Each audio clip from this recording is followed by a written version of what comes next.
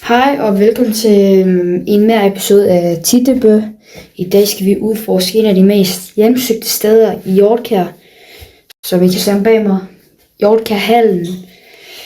Det er, at legenden siger, at der er engang en dreng, der hed Jeppe, der så den blå mand, som aldrig er blevet set siden. Vi udforsker, om han stadig er her.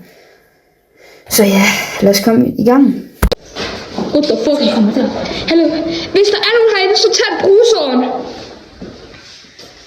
Hvis der er nogen herinde, Der er ikke. tag bruseren og gå. What the fuck? Nej! Jeg fik det kamera. Hvad? Okay.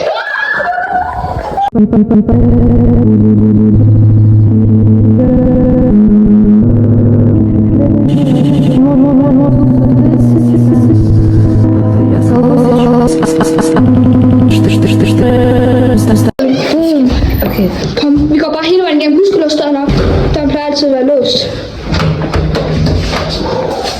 Det er ikke noget, jeg så. Jeg tror, jeg falder helt ud. Okay, det er mange år. Det er sådan et af de mest hjemmesøgte steder. Okay, hallo, jeg tænker. Okay, vores plan er for nu af. Vi slår os ned på toilettet. Kom. Vi slår os ned på toilettet. Nej. Vi slår os ned på toilettet her. Lyset blinker. Ja, nu. Hallo, vent, nej. Hallo, vi kan prøve at se på toilettet. Og så kan vi se, om der kommer ud. Vi stikker sådan en kamera ud her. Så er det stemme her. Okay, nu skal vi bare vente.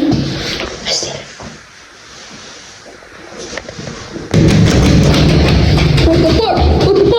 Hold on! Det er mega stærkt! Det er bare som en hest! Hvad fuck er det for noget?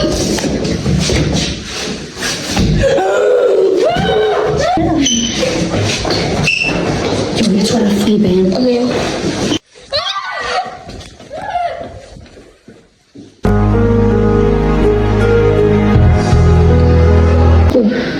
Altså, når jeg kommer ind i rummet, jeg føler bare, at jeg kan se noget bevægelse i mine øjne. I kan se green screen, men vi kan ikke se noget.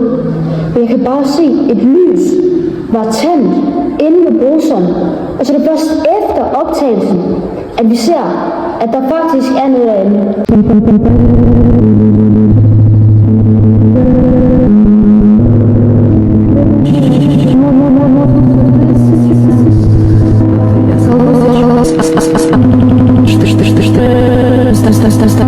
Fordi vi så jo efter. Følelse, det var efter os. Og det må have været det, der bankede. Og tog fat i mig. Og snakkede. Så Ja, men vi kunne godt se, at der var noget derinde bagefter.